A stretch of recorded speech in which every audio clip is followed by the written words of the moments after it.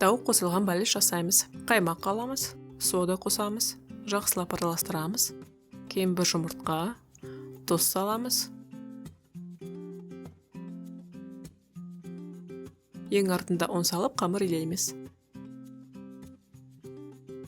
Дайын қамырды тоңазытқышта 30 минут ұстаймыз.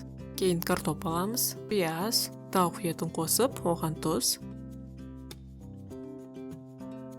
паприка, қара бұрыш қосамыз, жақсылап араластырамыз.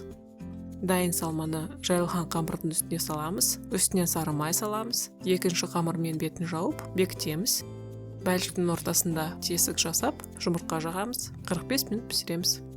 Бәліш дайын болды, астарыңыз дәмді болсын. Сіздермен бірге болған Дания.